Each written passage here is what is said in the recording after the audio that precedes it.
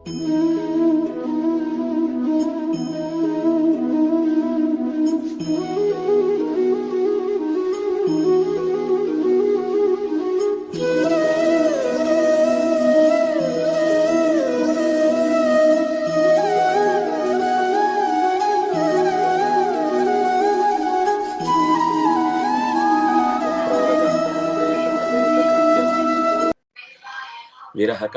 ಆಜುಹಾವ ಪುತ್ರೇತಿ ತನ್ಮಯತಯಾ ತರವೋಪಿ ನೇದುಃ ತಂ ಸರ್ವಭೂತ ಹೃದಯಂ ಮುನಿಂ ಆನತೋಸ್ಮಿ. ನಾರಾಯಣಂ ನಮಸ್ಕೃತ್ಯ ನರಂ ಚೈವ ನರೋತ್ತಮಂ ದೇವೀಂ ಸರಸ್ವತೀಂ ವ್ಯಾಸಂ ತತೋ ಗ್ರಂಥಮುದೀರಯೇ. ಸ್ವಸ್ತ್ಯಸ್ತು ಸತಾಂ. ಹರಿ ಓಂ.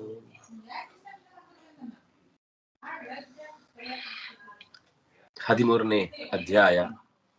ಆ ಎಡಭರತ ಮತ್ತೆ ಕೆಲವು ಸಂಗತಿಗಳನ್ನು ಪೂರ್ವ ಸಂಗತಿ.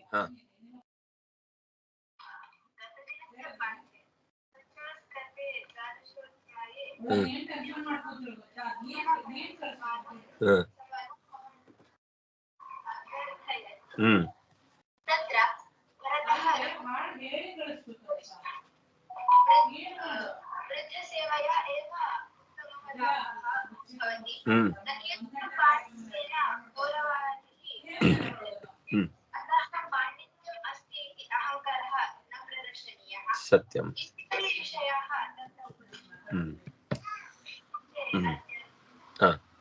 ಅದ್ಯ ಕಥಾನುವಾದೆ ಸತಿ ಕಿಂಚಿತ್ ಪೂರ್ವಕಥಾನುವಾದಃ ಕೃತಃ.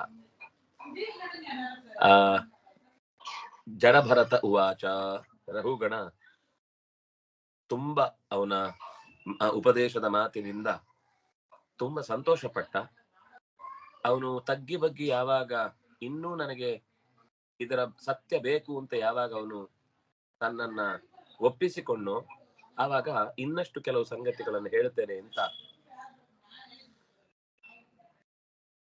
ಬ್ರಾಹ್ಮಣ ಉವಾಚ. ದುರತ್ಯಯೇ ಧ್ವನ್ಯ ಜಯಾಸಿ ನಿವೇಶಿತೋ ರಜಸ್ತಮಸ್ಸತ್ವ ವಿಭಕ್ತ ಕರ್ಮ ದೃಕ್ ಸ ಏಷ ಸಾರ್ಥೋರ್ಥ ಪರಃ ಪರಿಭ್ರಮನ್ ಭವಾಟವೀಂ ಯಾತಿ ನ ಶರ್ಮ ವಿಂದತಿ.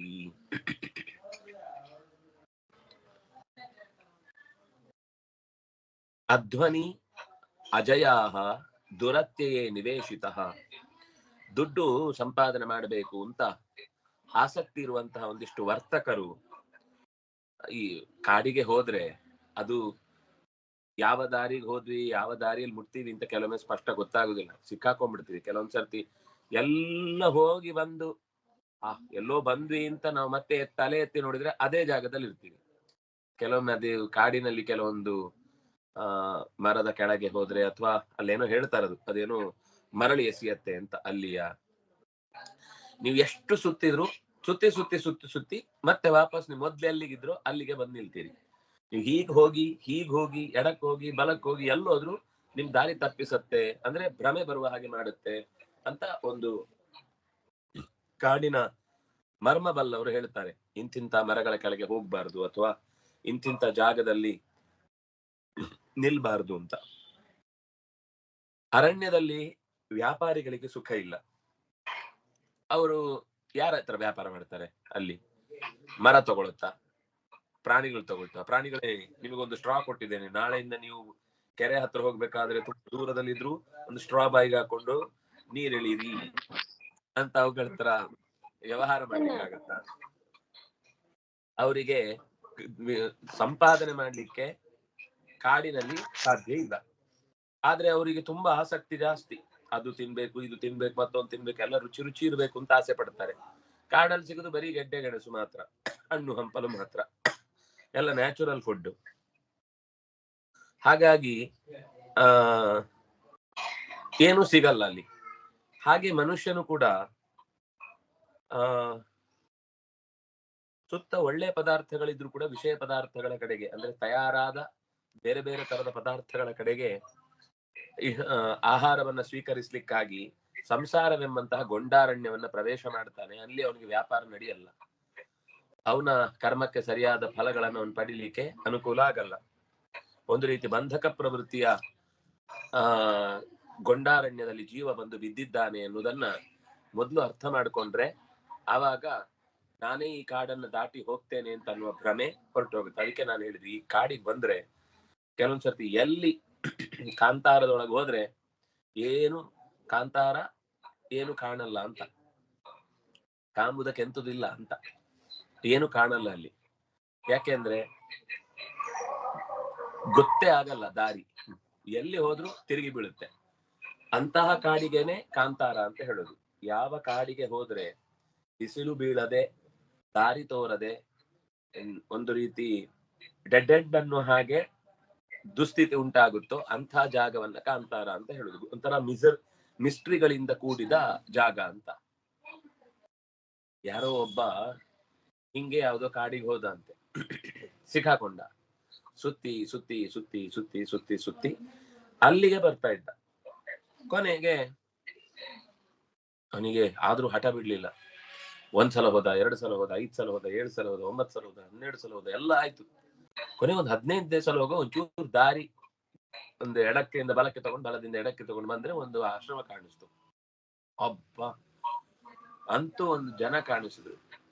ಯಾರಾದ್ರೂ ಇಲ್ಲಿ ಇರ್ತಾರೆ ಅಂತ ಅನ್ಕೊಂಡು ಸೀದಾ ಹೋದ್ರೆ ಒಬ್ಬ ಉದ್ದ ಗಡ್ಡ ಬಿಟ್ಕೊಂಡು ಕೂತ್ ಬಿಟ್ಟಿದ್ದ ಹಿಂಗೆ ದಂಡ ಹಾಕೊಂಡು. ನನಗೆ ಭಾರಿ ಖುಷಿ ಆಯ್ತು. ನಿಮ್ಮಂತಹ ಜ್ಞಾನಿಗಳು ಸಿಕ್ಕಿದ್ರಿಂದ ನನ್ನ ಬದುಕು ಸಾರ್ಥಕ ಆಯ್ತು.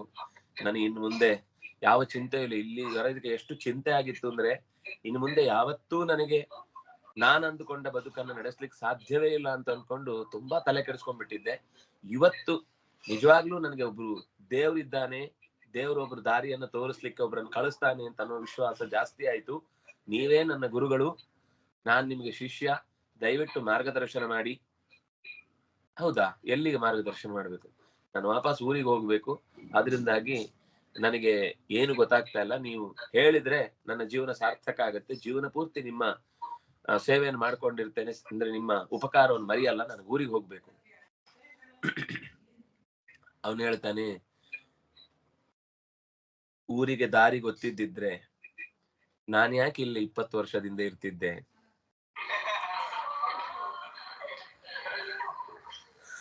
ಹೀಗೆ ಅಂಧೇನ ಇವ ನಿಯಮಾನ ಯಥಾಂಧಾಹ ಅಂತ. ಕುರುಡನ ಬೆನ್ನು ಕಟ್ಟಿದ ಕುರುಡರ ದಂಡು ಎಲ್ಲೋ ಕರ್ಕೊಂಡು ಹೋಗ್ತಾ ಇದ್ದಾನೆ ಅಂತ ಹಿಂದಿನವರೆಲ್ಲ ಅನ್ಕೊಳ್ತಾ ಇರ್ತಾರೆ. ಆದ್ರೆ ಅವ್ರಿಗೆ ಗೊತ್ತಿಲ್ಲ ಎದುರುಗಡೆ ಇರೋನು ಕುರುಡನೆ ಅಂತ. ಅದು ಸಂಸಾರದ ಕಥೆ.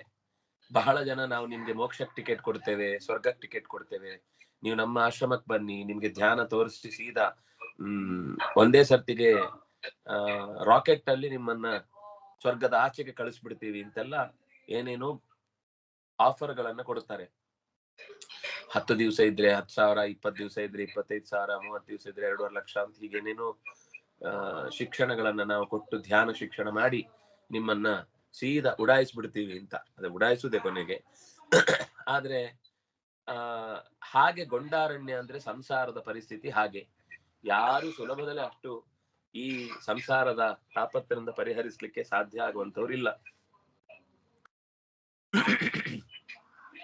ಯಾಸ್ಯಾಮಿಮೇ ಷಣ್ಣರ ದೇವದಸ್ಯವ ಸ್ವಾರ್ಥಂ ವಿಲುಂಪಂತಿ ಕುನಾಯ ಕಂಬಲಾತ್ ಗೋಮಾಯವೋ ಯತ್ರ ಹರಂತಿ ಸಾರ್ಥಕಂ ಪ್ರಮತ್ತಮಾವಿಶ್ಯ ತೋರಣಂ ವೃಕಾಃ. ರಾಜ, ನಿನಗೊಂದು ವಿಷಯ ಹೇಳ್ಬೇಕಿತ್ತು. ಒಂದು ವರ್ತಕ ಸಮೂಹ ಇತ್ತು, ಅದಕ್ಕೊಂದು ನಾಯಕ ಇಲ್ಲ. ಹಾಗಾಗಿ ಯಾವಾಗ ಒಬ್ಬ ನಾಯಕ ಇಲ್ವೋ, ವರ್ತಕರ ಸಮೂಹ ಅಂದ್ರೆ ನಿಮ್ಗೆ ಹಿಂದಿನ ಕಾಲದಲ್ಲೆಲ್ಲ ಒಂದು ಊರಿಂದ ಇನ್ನೊಂದು ಊರಿಗೆ ಅವ್ರು ವ್ಯಾಪಾರ ಮಾಡಿ ಲಾಭ ಮಾಡಿ ಹೊರಟ್ರೆ ಕಾಡಿನಲ್ಲಿ ಗಂಟು ಮುಟ್ಟೆ ಕಟ್ಕೊಂಡು ಹೀಗೆ ಹೋಗ್ಬೇಕು. ಯಾಕಂದ್ರೆ ಈಗ ಎಲ್ಲ ನಾವು ಹೆದ್ದಾರಿ, ಟೋಲು ಇತ್ಯಾದಿ ಎಲ್ಲ ನೋಡ್ತೇವೆ. ಆ ಕಾಲದಲ್ಲಿ ಕಾಡಿನ ಮಧ್ಯದಲ್ಲಿ ದಾಟ್ಕೊಂಡು ಹೋಗ್ಬೇಕು ಒಂದು ಊರಿಂದ ಇನ್ನೊಂದು ಊರಿಗೆ.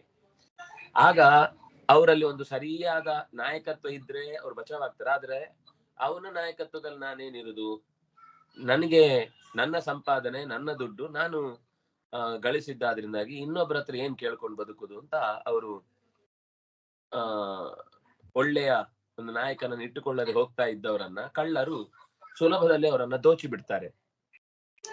ಅವರ ಕೈಯಲ್ಲಿದ್ದ ಆಡು, ಕುರಿ ಎಲ್ಲವನ್ನು ಕೂಡ ನರಿ ತೋಳಗಳು ಎಳ್ಕೊಂಡು ಹೋಗ್ತವೆ. ಅಂದ್ರೆ ಈ ವ್ಯಾಪಾರ ಮಾಡುದು ಅಂದ್ರೆ ಅವರು ಹಯನು ಸಾಕಿದ ಹಾಗೆ ಕುರಿಗಳನ್ನ ಒಂದು ಊರಿನಿಂದ ಇನ್ನೊಂದು ಊರಿಗೆ ಕರ್ಕೊಂಡು ಹೋಗ್ತಾ ಇರ್ತಾರೆ ಮೇಯಿಸ್ಲಿಕ್ಕೆ. ಅಲ್ಲಲ್ಲಿ ಅವ್ರದ್ದು ಜಾಸ್ತಿ ಆಗ್ತಾ ಇದ್ದ ಹಾಗೆ ವಾಪಸ್ ಊರಿಗೆ ಬಂದು ಅದನ್ನ ಇವತ್ತಿಗೂ ಹಾಗೆ ಬದುಕೋರು ಇದ್ದಾರೆ. ಅವ್ರಿಗೆ ಎಷ್ಟು ಚೆನ್ನಾಗಿ ಭಾಷೆಗಳು ಬರುತ್ತೆ, ಎಷ್ಟು ಚೆನ್ನಾಗಿ ಅವರು ಇತಿಹಾಸಗಳನ್ನ ದಾಖಲೆ ಮಾಡ್ಕೊಂಡು ಪದ್ಯದ ರೂಪದಲ್ಲಿ ಹೇಳ್ತಾರೆ ಅಂತ ನೀವು ಕೇಳಿದ್ರೆ, ಸಾವಿರಾರು ಪದ್ಯಗಳನ್ನ ಓದ್ದಕ್ ಹೇಳ್ತಾ ಇರ್ತಾರೆ. ಅವರು ಪ್ರತಿ ದಿವಸ ಕೆಲಸ ಏನಂದ್ರೆ ದಾರಿಯುದ್ದಕ್ಕೆ ಹೋಗುವಾಗ ಹಿಂದೆ ತಾವು ಚಿಕ್ಕವರಿದ್ದಾಗ ದೊಡ್ಡವರು ಹೇಳ್ಕೊಂಡು ಹೋದದ್ದನ್ನು ಕೇಳಿ ಕೇಳಿ ಏನ್ ಬಂದಿರುತ್ತೆ ಅದನ್ನ ರಿಪೀಟ್ ಮಾಡ್ತಿರ್ತಾರೆ. ಹಾಗೆ ದುರ್ಬುದ್ಧಿ ಏನು ಇರುತ್ತೆ ಅದು ಜೀವನನ್ನ ಹೇಗೆ ನಾಶ ಮಾಡುತ್ತೋ ಹಾಗೆ ಈ ನರಿ ತೋಳಗಳು ಈ ವರ್ತಕರ ಗುಂಪನ್ನ ನಾಶ ಮಾಡುತ್ತೆ ಅನ್ನುವ ಹಾಗೆ ದರೋಡೆಕೋರರು ಅವರ ಸಂಪತ್ತನ್ನು ದೋಚ್ತಾರೆ. ಹಾಗೆ ಈ ದುರ್ಬುದ್ಧಿಗಳು ನಮ್ಮಲ್ಲಿರುವ ಪುಣ್ಯಗಳನ್ನ ದೋಚಿ ಬಿಡ್ತಾರೆ. ಒಂದು ಒಂದೇ ಕಥೆಯಿಂದ ಎರಡು ಸಂಗತಿಗಳನ್ನು ಒಟ್ಟೊಟ್ಟಿಗೆ ಹೇಳ್ಕೊಂಡು ಹೋಗ್ತಾ ಇದ್ದಾರೆ. ಜೀವರು ಸಂಪಾದನೆ ಮಾಡಿದ ಸಂಪತ್ತು, ಹೆಂಡತಿ, ಮಕ್ಕಳು, ಇವರು ಈ ಎಲ್ಲ ಅಂಶಗಳು ಕೂಡ ಒಂದಕ್ಕೊಂದು ಪೂರಕವಾಗಿದ್ರೆ ಸುಖವಾಗಿರುತ್ತೆ. ಸ್ವಲ್ಪ ಹೆಚ್ಚು ಕಮ್ಮಿ ಆಯ್ತು ಅಂದ್ರೆ ಧನ ಸಂಪತ್ತು ಒಂದು ಕಡೆ, ಹೆಂಡತಿ ಮಕ್ಕಳು ಒಂದ್ ಕಡೆ, ಅಥವಾ ಧನ ಸಂಪತ್ತನ್ನು ಹೊತ್ಕೊಂಡು ಹೆಂಡತಿ ಮಕ್ಕಳು ಒಂದ್ ಕಡೆ, ಇವನ್ ಮಾತ್ರ ಇನ್ನೊಂದ್ ಕಡೆ ಆಗ್ಬಿಡ್ತಾರೆ. ಹೀಗೆ ಒಂಥರ ದುಸ್ಥಿತಿಯಿಂದ ಆತನ ಜೀವನ ಅತ್ಯಂತ ಕಷ್ಟ ಆಗುತ್ತೆ. ಒಂದು ವೇಳೆ ಅದು ಸಿಗ್ಲಿಲ್ಲ ಅಂತ ಆದ್ರೆ ನಿಧಾನಕ್ಕೆ ಬಂಧುಗಳಂತೆ ಬಂದು ಬೆನ್ ಬಡಿತಾರೆ, ನರಿಗಳಂತೆ ನಿಧಾನಕ್ಕೆ ಆ ಸಂಪತ್ತನ್ನ ಎಳ್ಕೊಂಡು ಹೋಗ್ತಾರೆ. ದುಡ್ಡಿದ್ದಾಗ ಎಲ್ಲ ದೊಡ್ಡಪ್ಪ, ದುಡ್ಡಿಲ್ಲದಿದ್ರೆ ನೀನ್ ಯಾಕಪ್ಪ ಅಂತ ಕೇಳ್ಕೊಂಡು ಅಲ್ಲಲ್ಲೇ ಹೊರಗೆ ದೂರಕ್ಕೆ ಕಳಿಸ್ಬಿಡ್ತಾರೆ. ಪ್ರಭೂತ ವೀರುತೃಣ ಗುಲ್ಮಗಹ್ವರೆ ಕಠೋರ ದಂಶೈಹಿ ಮಶಕೈರುಪದ್ರುತ ಕ್ವಚಿಚ್ಚ ಗಂಧರ್ವಪುರಂ ಪ್ರವಿಶ್ಯ ಕ್ವಚಿಚ್ಚಾಸುರಹೋಲ್ಮಕಗ್ರಹಂ. ಕಾಡಿನ ದಾರಿಯಲ್ಲಿ ಬಳ್ಳಿ, ಹುಲ್ಲು, ಪೊದೆ, ಈ ಕಾಡಿನ ದಟ್ಟ ಪ್ರದೇಶದ ಬಗ್ಗೆ ನಮ್ಗೆ ಕಲ್ಪನೆ ಮಾಡ್ಕೊಂಡ್ರೆ ತುಂಬಾ ಚಂದ ಅರ್ಥ ಆಗುತ್ತೆ ಈ ಕತೆ ಅಥವಾ ಈ ಘಟನೆ. ಈ ಸಂಸಾರದ ಚಕ್ರದಲ್ಲೂ ಹಾಗೇನೆ, ಇದು ಒಂದು ಕಾಡು ಅಂತ ಆಗ್ಲೇ ಹೇಳಿದ್ರು.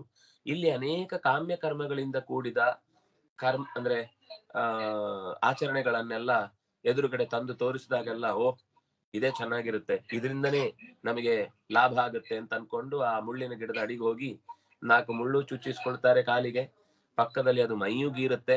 ಒಟ್ಟಂತೂ ಸುಖ ಇಲ್ಲದೆ ಅಲ್ಲಿಂದ ತಪ್ಪಿಸ್ಕೊಂಡು ಇನ್ನೊಂದ್ ಕಡೆಗೆ ಹೋಗ್ತಾರೆ. ಅಲ್ಲಿ ಸ್ವಲ್ಪ ಜಾಸ್ತಿ ಕಡ್ಡಿಗಳಿರ್ತವೆ. ಇವರು ನೆರಳು ಜಾಸ್ತಿ ಇದೆ ಅಂತ ಅನ್ಕೊಂಡು ಹೋದ್ರೆ ಅಲ್ಲಿ ಮುಳ್ಳೆ ಜಾಸ್ತಿ ಇದ್ದದ್ದು ಹೊರತು ನೆರಳಲ್ಲ ಅಂತ ಆಮೇಲೆ ಗೊತ್ತಾಗುತ್ತೆ. ಹಾಗೆ ಜೀವನದಲ್ಲಿ ಅನೇಕ ತರದ ಸಮಸ್ಯೆಗಳು ಒಂದಾದ ಮೇಲೆ ಒಂದು ಬರ್ತಾ ಇರುತ್ತೆ.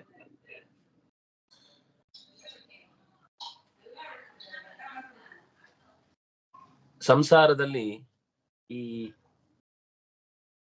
ಹೇಗೆ ಇಲಿ ಹೆಗ್ಗಣಗಳೆಲ್ಲ ಇದ್ದು ನಮ್ಮ ಮನೆಯ ಪದಾರ್ಥಗಳನ್ನೆಲ್ಲ ಕದ್ದುಕೊಂಡು ಹೋಗ್ತಾವೋ ಹಾಗೆ ದುಷ್ಟ ಶಕ್ತಿಗಳೆಲ್ಲ ನಮ್ಮ ಪುಣ್ಯವನ್ನು ಅಪಹರಿಸುವುದರ ಜೊತೆಗೆ ಧಾನ್ಯಗಳನ್ನೆಲ್ಲ ನಾಶ ಮಾಡುತ್ತೆ ಇಲಿ ಹೆಗ್ಗಣಗಳು. ಹಾಗೆ ಕಾಡಿನಲ್ಲಿ ಓಡಾಡುವಾಗ ಆಕಾಶದಲ್ಲಿ ಬೇರೆ ಬೇರೆ ಮೋಡಗಳೆಲ್ಲ ನೋಡ್ತಾನೆ. ನೋಡಿದ್ರೆ ಅದು ಗಂಧರ್ವ ನಗರದ ಹಾಗೆ ಕಾಣುತ್ತೆ. ಇವನ್ ಮೇಲ್ ನೋಡ್ಕೊಂಡು ಹೋಗ್ತಿರ್ತಾನೆ, ಕೆಳಗಡೆ ಬಾವಿಯೇ ನೋಡುದಿಲ್ಲ, ಡುಳುಕ್ಕಂತ ಬಿದ್ದು ಬಿಡ್ತಾನೆ. ಅವ್ನು ನೋಡ್ಕೊಂಡು ಹೋಗಿದ್ ಮೇಲೆ ಗಂಧರ್ವ ಲೋಕ ಅನ್ಕೊಂಡು ಆಕಾಶವನ್ನು ನೋಡ್ಕೊಂಡು ಹೋದ, ಕೆಳಗಡೆ ಹೊಂಡನೆ ನೋಡ್ಲಿಲ್ಲ, ಬಿದ್ದ. ಇದು ಮನುಷ್ಯ ಸಂಸಾರದಲ್ಲೂ ಹಾಗೆ, ಏನೋ ದೊಡ್ಡದು ಸಿಕ್ಬಿಡುತ್ತೆ ಅಂತ ಆಕಾಶ ನೋಡ್ಕೊಂಡು ಹೋದಾಗ ಹೋಗ್ತಾ ಇರ್ತಾನೆ, ಎದುರುಗಡೆ ಹಳ್ಳನೇ ನೋಡುದಿಲ್ಲ, ಬಿದ್ದ. ಆಗ್ಲೂ ಆಕಾಶ ಕಾಣಿಸ್ತಿರುತ್ತೆ, ಆದ್ರೆ ಅಷ್ಟೇ ಆಕಾಶ ಕಾಣುದು, ಮತ್ ಮುಂದೆ ಇಲ್ಲ ಹಿಂದಿಲ್ಲ, ಒಳಗೆ.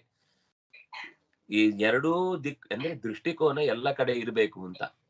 ಮೇಲೆಯೂ ನೋಡ್ಬೇಕು, ಕೆಳಗೂ ನೋಡ್ಬೇಕು, ಅಕ್ಕನೂ ನೋಡ್ಬೇಕು, ಪಕ್ಕನೂ ನೋಡ್ಬೇಕು. ಅಕ್ಕ ಪಕ್ಕ ನೋಡ್ಕೊಂಡು ಹೋದ್ರೆ ಮಾತ್ರ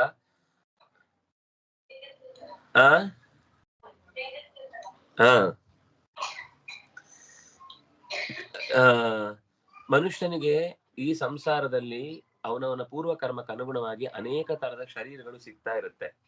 ಆ ಪುಣ್ಯ ಪಾಪದ ಫಲವಾಗಿ ಶರೀರ ಬರುತ್ತೆ ಹೋಗುತ್ತೆ. ಈ ಮೋಡ ಅದನ್ನ ಎಷ್ಟು ಚೆನ್ನಾಗಿ ಹೋಲಿಸಿದ್ದಾರೆ ನೋಡಿ. ಮೋಡ ಸ್ವಲ್ಪ ಹೊತ್ತು ನೀವು ನೋಡುವಾಗ ಏನೋ ಒಂದು ಭಾರತದಾಗ ಕಾಣಿಸ್ತಾ ಇರುತ್ತೆ. ಒಂದ್ ಗಾಳಿ ಹೀಗೆ ಬೀಸಿದ ತಕ್ಷಣ ಕೆಳಗಿದ್ದು ಕರ್ನಾಟಕ ಹೋಗ್ಬಿಡುತ್ತೆ, ಮೇಲಿದ್ ಕಾಶ್ಮೀರ ಹೋಗ್ಬಿಡುತ್ತೆ, ಮಧ್ಯಪ್ರದೇಶ ಮಾತ್ರ ಉಳಿದಿರುತ್ತೆ. ಇನ್ನೊಂದ್ ಸ್ವಲ್ಪ ಜೋರು ಹೊಡೆದ್ರೆ ಆ ಕಡೆ 7 ಸಿಸ್ಟರ್ಸ್ ಡ್ರೂಮ್ ಆಗ್ಬಿಡುತ್ತೆ. ಒಟ್ಟೆ ಕೊನೆಗೆ ನೋಡಿದ್ರೆ ಎಲ್ಲ ಚೆಲ್ಲಾಪಿಲ್ಲಿ ಆಗ್ಬಿಡುತ್ತೆ. ಗಂಧರ್ವ ನಗರ ಅಂದ್ರೆ ಹಾಗೆ. ಅದ್ ನೋಡ್ಲಿಕ್ಕೆ ಒಂದ್ ಕ್ಷಣಕ್ಕೆ ಭಾರಿ ಆನಂದ ಕೊಡ್ತಾ ಇರುತ್ತೆ. ಅಲ್ಲಿ ಹೋಗಿ ಸಿಕ್ಕಾಕೊಂಡ್ರೆ ಅಥವಾ ಅಲ್ಲಿ ಹೋಗಿ ಏನೋ ಆನಂದ ಆಯ್ತು ಅಂತ ಅನ್ನೋದು ಎಲ್ಲಾ ಕಡೆಯಿಂದ ಹರಿದು ಬಿಸಾಕ್ಬಿಡ್ತಾರೆ. ಯಾವುದು ಅಲ್ಲಿ ಶಾಶ್ವತವಾದ ಸುಖ ಅನ್ನೋದು ಇಲ್ಲ ಅಲ್ಲಿ. ಆದ್ರೆ ಇವನು ಅದೇ ಸುಖ ಅಂತ ಅನ್ಕೊಂಡು ಅದಕ್ಕೋಸ್ಕರ ಆಕಾಶ ನೋಡ್ಕೊಂಡು ಓಡಾಡ್ತಿರ್ತಾನೆ. ಕಾಡಿನಲ್ಲೆಲ್ಲ ಕೊಳ್ಳಿ ಪಿಶಾಚಿಗಳೆಲ್ಲ ಇರ್ತವೆ. ಅದು ಓದೋರಿಗೆ ಗೊತ್ತಿರುತ್ತೆ, ನೋಡಿದವ್ರಿಗೆ ಗೊತ್ತಿರುತ್ತೆ. ಅದು ಕೊಳ್ಳಿ ನೋಡಿದ ತಕ್ಷಣ ಸ್ವಲ್ಪ ಆದ್ರೂ ಬೆಂಕಿ ಸಿಕ್ತಲ್ವಾ, ಏನಾದ್ರೂ ಒಂದು ಪುರ್ಲೆ ಹಾಕಿ ಕಟ್ಟಿಗೆ ಹಾಕಿ ರಾತ್ರಿ ಚಳಿ ತಡ್ಕೊಳ್ಳಿಕ್ಕೆ ಒಂದಿಷ್ಟು ಕ್ಯಾಂಪ್ ಫೈರ್ ಹಚ್ಚೋಣ ಅಂತ ಅನ್ಕೊಂಡು ಆ ಕೊಳ್ಳಿ ಹತ್ರ ಹೋದ್ರೆ ಆ ಪಿಶಾಚಿ ಪ್ರಾಣನೇ ತೆಗೆದು ಬಿಡುತ್ತೆ. ಅದ್ ನೋಡ್ಲಿಕ್ಕೆ ಮಾತ್ರ ಕೊಳ್ಳಿ ತರ ಕಾಣುತ್ತೆ, ಅದು ಕೊಳ್ಳಿ ಅಲ್ಲ, ಕೊಳ್ಳಿ ತರ ಇರುವ ಪಿಶಾಚಿ. ಕಾಡಿನಲ್ಲಿ, ದಟ್ಟ ಕಾಡಿನಲ್ಲಿ ಇಂಥ ಪಿಶಾಚಿಗಳು ಯಾವಾಗ್ಲೂ ಇರ್ತವೆ. ಹಾಗೆ ಈ ಸಂಸಾರದ ಹಣಕ್ಕಾಗಿ ನಾವು ಕೆಟ್ಟ ಧನಿಕರ ಹತ್ರಕ್ಕೆ ಹೋದ್ರೆ ಅವರು ನಮ್ಮ ಪ್ರಾಣವನ್ನೇ ಹೇಗೆ ತೆಗಿತಾರೋ ಹಾಗೆ ಈ ಗುರ್ತು ಕಂಡ ಕಳ್ಳ ಪ್ರಾಣವನ್ನ ಬಿಡ ಅಂತ ಒಂದು ಗಾದೆ ಇದೆ. ಗುರ್ತಿಲ್ಲದವನಾದ್ರೆ ಕನಿಷ್ಠ ಪಕ್ಷ ದುಡ್ಡು ಮಾತ್ರ ತಗೊಂಡೋಗ್ತಾನೆ. ಗುರ್ತಿದ್ದವನ್ ಕಳ್ಳತನಕ್ ಬಂದ್ರೆ ನಾನು ಬಂದು ಹೋದದ್ ಗೊತ್ತಾಗಿ ಇವ್ನ 4 ಜನ ಕೇಳ್ತಾನೆ ಅಂತ ಪ್ರಾಣನ್ ತೆಗ್ದೇ ಹೋಗ್ತಾನೆ.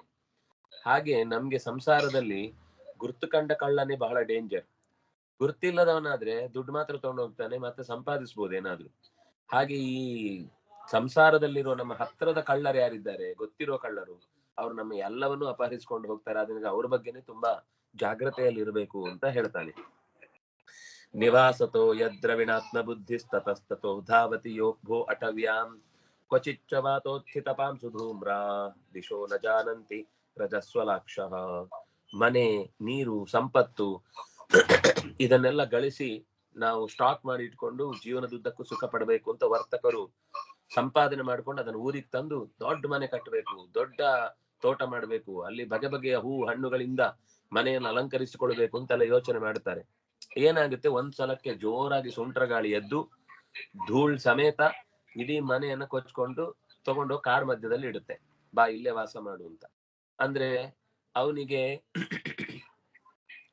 ತನ್ನ ಅಲ್ಲಿಯ ತನಕ ಕಷ್ಟಪಟ್ಟ ಸಂಪಾದನೆ ಒಂದೇ ಕ್ಷಣಕ್ಕೆ ದಿಕ್ಕಾಪಾಲಾಗಿ ಒಂಥರ ಕತ್ತಲೆ ಆವರಿಸ್ಕೊಂಡ್ ಬಿಡುತ್ತೆ. ಕಣ್ಣುಗಳಿಗೂ ಅಷ್ಟೊತ್ತಿಗೆ ಧೂಳೆ ಆವರಿಸಿರುತ್ತೆ. ಆದ್ರಿಂದ ಜೀವನು ಕೂಡ ಹಾಗೆ ಮನೆ, ನೀರು, ಸಂಪತ್ತು ಅದು ಅದಕ್ಕೋಸ್ಕರ ಹೆಣಗಾಡುತ್ತಾನೆ. ಒಂದೇ ಸರ್ತಿ ವಕ್ಫ್ ಬೋರ್ಡ್ ಬರುತ್ತೆ, ಎಲ್ಲ ನನ್ನ ಆಸ್ತಿ ಅಂತ ಹೇಳಿ ತಗೊಂಡು ಹೋಗ್ಬಿಡುತ್ತೆ. ಆಮೇಲೆ ಎಂತದೂ ಇಲ್ಲ.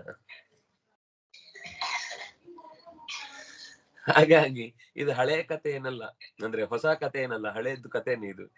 ಹಾಗೆ ಬಿರುಗಾಳಿಯ ಹಾಗೆ ದುಷ್ಟ ವ್ಯಕ್ತಿಗಳು, ದುಷ್ಟ ಸ್ತ್ರೀಯರು ಬಂದು ರಾಗದ್ವೇಷಗಳನ್ನು ಹುಟ್ಟಿಸಿ ದುಷ್ಟ ಜನರ ದಬ್ಬಾಳಿಕೆಯ ಕೈಯಿಂದ ಅವನ ಸಂಪತ್ತೆಲ್ಲ ನಿರ್ನಾಮ ಆಗುತ್ತೆ. ಅವರು ದುಷ್ಟರು ಅಂತ ಹೇಳಿದ್ರು, ನಾನು ಹೆಸರು ಹೇಳದಷ್ಟೇ.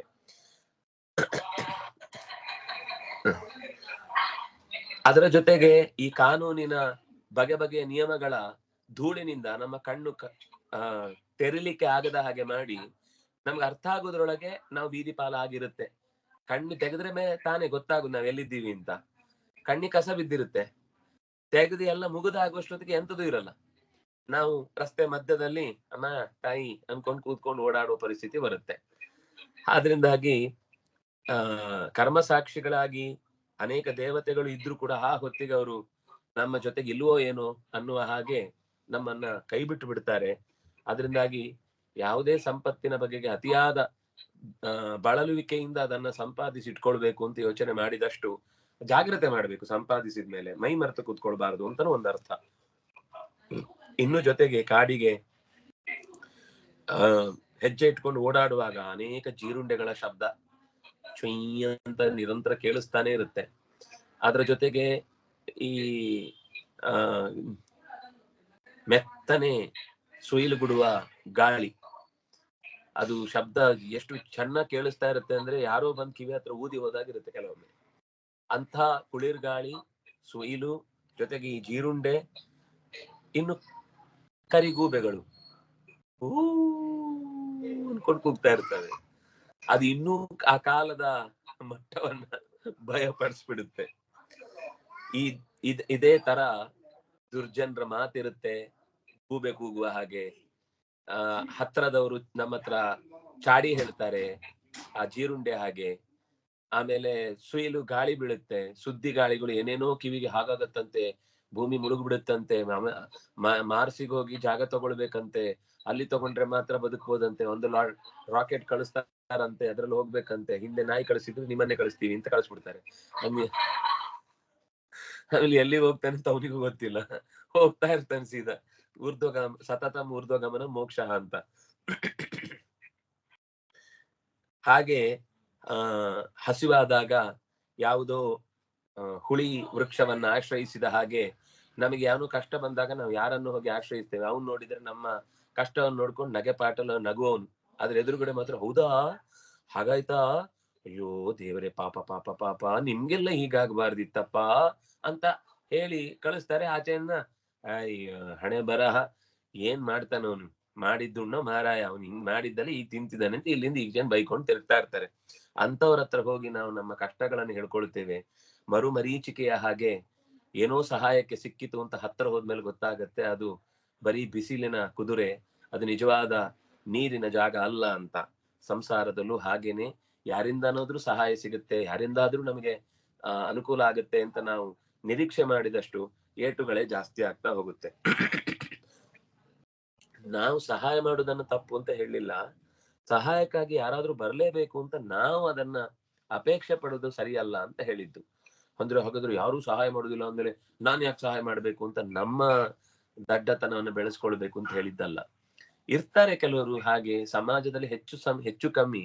ಅಸುರಾಹ ಭೂಯಾಂಸಃ ದೇವಾಹ ಕನೀಯಾಂಸಃ, ದೇವತೆಗಳು ಯಾವತ್ತು ಕಮ್ಮಿನೇ. ಕೃಷ್ಣ ಇಷ್ಟೆಲ್ಲ ಉಪದೇಶ ಮಾಡಿದ್ರು ಕೂಡ ಕೃಷ್ಣನ ಮಾತು ಕೇಳದ 11 ಅಕ್ಷೋಹಿಣಿ ಸೈನ್ಯ ಇರ್ಲಿಲ್ವಾ? ಇತ್ತು. ಆ ಕಾಲಕ್ಕೆ ಕೃಷ್ಣ ಇರ್ಬೇಕಾದ್ರೇನೆ ಇತ್ತು. ಈ ಕೃಷ್ಣ ಇಲ್ಲ ಅಂದ್ಮೇಲೆ ಇನ್ನು ಅದರ 100 ಪಟ್ಟಾಗಿರಲ್ವಾ? ಇದ್ದಿರ್ತವೆ. ಅವುಗಳು ಬೀದಿಗೆ ಬರ್ತವೆ, ಕತ್ತಿ ಇಟ್ಕೊಂಡು ತಿರುಗ್ತವೆ, ನಾವೇ ಎಲ್ಲ ಅಂತ ಅವೇ ಎಲ್ಲ ಮಾತಾಡ್ತಿರ್ತವೆ, ಕಲ್ಲೆಸಿತವೆ. ಅವುಗಳಿಗೆ ಬೇರೆ ಗತಿ ಇಲ್ಲ. ಅವರಿಗೆ ಒಂದೇ ದಾರಿ ಗೊತ್ತಿರುದು, ರಸ್ತೆ ಬಂದ್ ಮಾಡುದು, ಓ ಅಂತ ಹೂಳಿಡುದು ಅಷ್ಟೇ.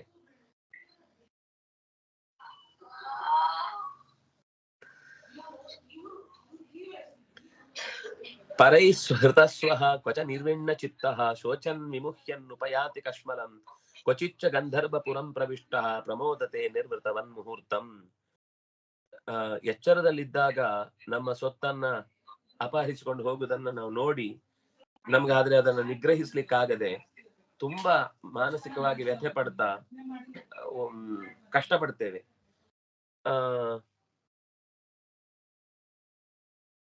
ಈ ಹಗಲ್ಗನಸು ಕಾಣೋದಿರುತ್ತಲ್ಲ, ನಾನು ಅದೇ ತಿರುಕನೋರ್ವ ಊರ್ವ ಮುಂದೆ ಮುರುಕು ಧರ್ಮ ಶಾಲೆಯಲ್ಲಿ ಹೊರಗಿರುತ್ತ ಕನಸನೊಂದ ಕಂಡನೆಂತಾನೆ ಅಂತ ಒಂದು ಕತೆ ಇದೆಯಲ್ಲ, ಆ ಕತೆ ತರ ಅವನಿಗೆ ಇವತ್ತು ಒಂದು ಹಿಡಿ ಹಿಟ್ಟು ಸಿಕ್ತು. ಆ ಹಿಟ್ಟಿನ ಡಬ್ಬಿಯಲ್ಲಿ ಮೇಲೆಗಡೆ ಇಟ್ಕೊಂಡು ಕೂತಿರ್ತಾನೆ. ಈ ಹಿಟ್ಟನ್ನು ನಾಳೆ ಮಾರಿ ಆಮೇಲೆ 2 ಕುರಿ ತಗೊಂಡು ಆ ಕುರಿ ಕರು ಹಾಕಿ ಅದೊಂದು 100 ಆಗಿ, ಆಮೇಲೆ ಆ ಕುರಿಗಳನ್ನು ಮಾರಿ ಅದೊಂದು 50 ಹಸುಗಳನ್ನು ಕೊಂಡು ಆ ಹಸುಗಳು ಮತ್ತೆ ಜಾಸ್ತಿ ಆಗಿ ಅದನ್ನ 100 ಹಸುಗಳನ್ನಾಗಿ ಮಾಡಿ ಅದಕ್ಕೆಲ್ಲ ಮೇಯಿಸ್ಕೊಂಡು ಎಲ್ಲ ಆಗಿ ಅದನ್ನ 100,000 ಕರುಗಳನ್ನ ಹಸುಗಳನ್ನ ಮಾರಿ ಆಮೇಲೆ ಒಂದು ದೊಡ್ಡ ಜಾಗ ತಗೊಂಡು ಆಮೇಲೆ ಒಂದೊಂದು ಅರಮನೆ ಕಟ್ಟಿ, ಆಗ ನನ್ನನ್ನೊಬ್ಳು ಚಂದದವಳು ಮದುವೆ ಆಗಿ ಆ ಚಂದದವಳ ಹತ್ರ ಸಂಸಾರ ಮಾಡಿ 4-5 ಮಕ್ಕಳಾಗಿ ಆ ಮಕ್ಕಳು ಎದುರುಗಡೆ ಬಂದಾಗ ಒಂದು ದಿವಸ ಅದು ತನ್ನ ಬಟ್ಟೆಯನ್ನ ಕಿತ್ಕೊಂಡು ಎಳ್ಕೊಂಡು ಹೋಗ್ಬೇಕಾದ್ರೆ ಓ ಅಂತ ದಂಡ ಹಿಡ್ಕೊಂಡು ಹೋಗಿ ಕಾಲಿಂದ ಜಾಡಿಸಿ ಒದಿತಾನೆ. ಜಾಡಿಸಿ ಒದ್ರೆ ಕೆಮ್ಮು ಬರ್ಲಿಕ್ಕೆ ಶುರು ಆಗುತ್ತೆ, ತಲೆ ಮೇಲೆ ಹಿಟ್ಟಿನ ಡಬರಿ ಬಿದ್ದಿರುತ್ತೆ ಅಂದಾಗ ಎಚ್ಚರ ಆಗುತ್ತೆ. ಓ ಅಂದ್ರೆ ಕನಸು ಇಲ್ಲ, ಕನಸಿನಲ್ಲಿ ಇದ್ದು ಚೂರು ಉಳಿದಿದ್ದ ಹಿಟ್ಟು ಕೂಡ ಇದ್ದಿದ್ದು ಇಲ್ಲಿ ಕಚ್ಕೊಂಡು ಹೋಯ್ತು ಅಂತ ಒಂದು ಗಾದೆ. ಹಾಗೆ ನಮ್ಮ ಕನಸುಗಳ ಮಧ್ಯದಲ್ಲಿ ಗಂಧರ್ವ ನಗರವನ್ನ ಸೃಷ್ಟಿ ಮಾಡಿಕೊಂಡು ಒಂದು ನಮ್ಮದೇ ಆದ ಬಂಧು ಪ್ರಪಂಚವನ್ನ ಸೃಷ್ಟಿಸಿಕೊಂಡು ಸ್ವಲ್ಪ ಹೊತ್ತು ಆದ್ರೂ ಕೆಲವೊಮ್ಮೆ ಚಂದದ ಕನಸು ಬೀಳುತ್ತೆ. ಆ ಕನಸು ಬಿದ್ದಾಗ ಆದ್ರೂ ಕನಿಷ್ಠ ಪಕ್ಷ ಕನಸಿನಲ್ಲಾದ್ರೂ ಯಾರಾದ್ರೂ ನಮ್ಮನ್ನ ಪ್ರೀತಿಯಿಂದ ಮಾತಾಡಿಸಿದ್ರಲ್ಲಪ್ಪ ಸಾಕು ಅಂತ ಅನ್ಕೊಂಡು ಎದ್ದೇಳ್ತಾನೆ. ಯಾರೋ ಒಬ್ಬ ಮಲಗುವಾಗ ಚೆನ್ನಾಗಿ ಪೌಡರ್ ಹಾಕೊಂಡು ಬಾಚ್ಕೊಂಡು ಮಲಗ್ತಿದ್ದಂತೆ. ಯಾಕೆ ಕೇಳಿದ್ರು, ನನ್ನನ್ನು ಇಲ್ಲಿ ಯಾರು ಮಾತಾಡ್ಸಲ್ಲ, ಕನ್ಸಲ್ಲಾದ್ರೂ ಯಾರು ಮಾತಾಡಿಸುವಾಗ ಚೂರು ಚಂದ ಕಾಣ್ಬೇಕಲ್ಲ ಅಂತ.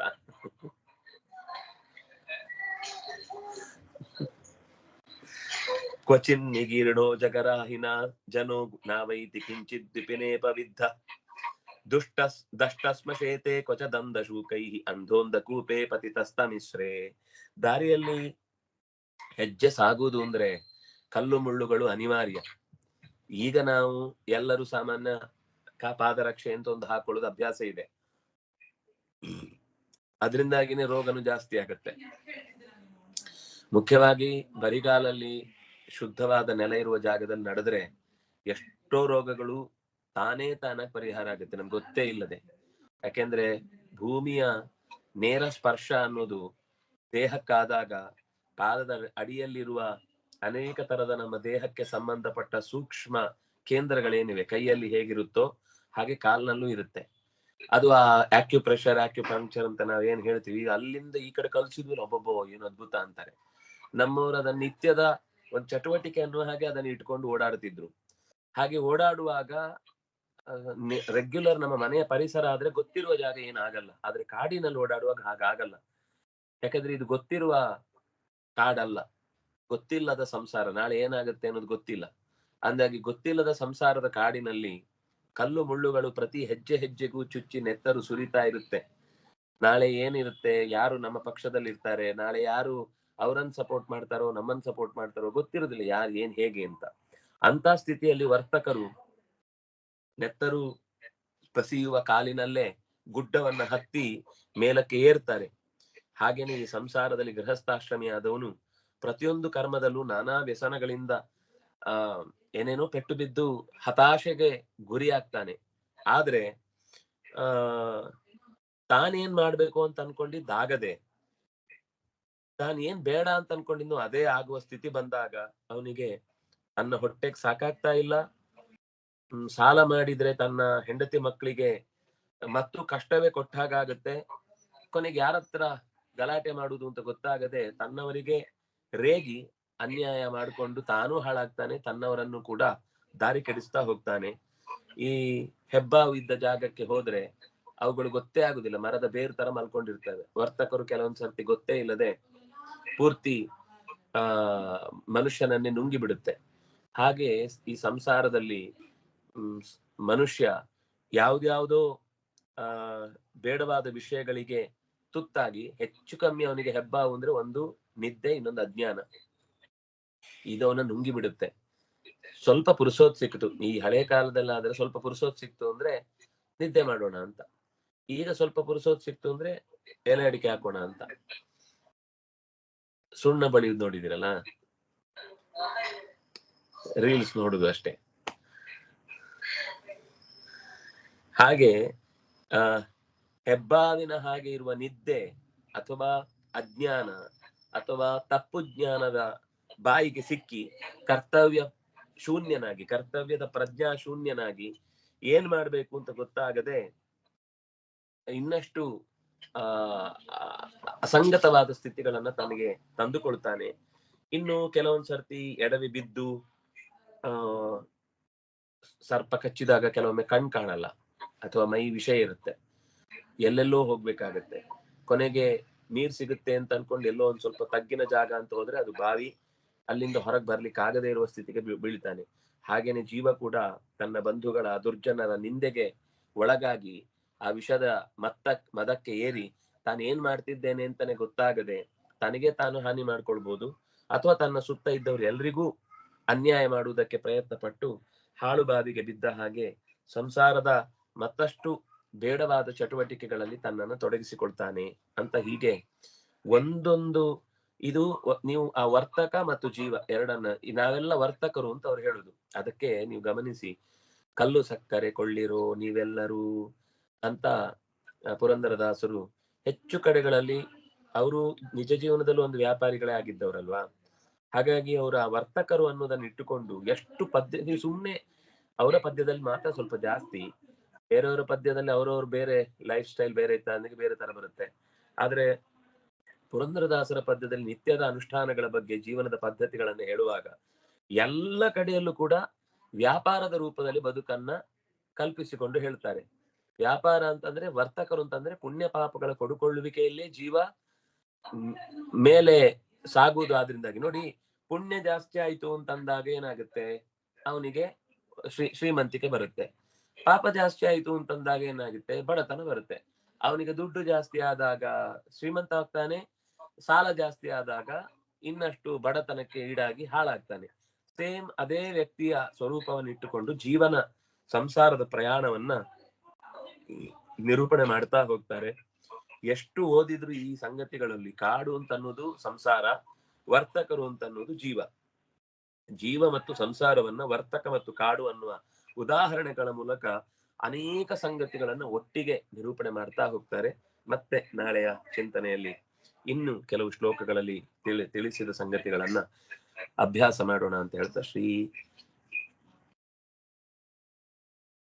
ಕಾಯೇನ ವಾಚಾ ಮನಸೇಂದ್ರಿಯೈರ್ವಾ ಬುದ್ಧ್ಯಾತ್ಮನಾ ವಾ ಅನುಸೃತಸ್ವಭಾವ ಕರೋಮಿ ಯದ್ಯತ್ ಸಕಲಂ ಪರಸ್ಮೈ ನಾರಾಯಣಾಯೇತಿ ಸಮರ್ಪಯಾಮಿ.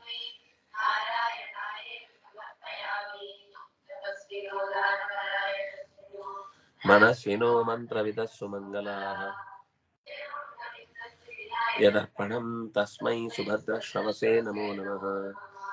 ಬ್ರಹ್ಮಾರ್ಪಣಂ ಬ್ರಹ್ಮಹವಿಃ ಬ್ರಹ್ಮಾಗ್ನೋ ಬ್ರಹ್ಮಣಾಹುತಂ ಬ್ರಹ್ಮೈವ ತೇನ ಗಂತವ್ಯಂ ಬ್ರಹ್ಮಕರ್ಮ ಸಮಾಧಿನಾ. ಸರ್ವೇ ಭವಂತು ಸುಖಿನಃ ಸರ್ವೇ ಸಂತು ನಿರಾಮಯಾಃ ಸರ್ವೇ ಭದ್ರಾಣಿ ಪಶ್ಯಂತು ಮಾ ಕಶ್ಚಿತ್ ದುಃಖಭಾಗ್ ಭವೇತ್. ಶ್ರೀಕೃಷ್ಣಾರ್ಪಿತಮಸ್ತು. ಸದ್ಭಾವನಾ ಪ್ರಾಣಭೃತಾಂ ಭೂಯಾದ್ ವಿಶ್ವಸ್ಯ ಮಂಗಲಂ. ಶ್ರೀಕೃಷ್ಣಾರ್ಪಿತಮಸ್ತು.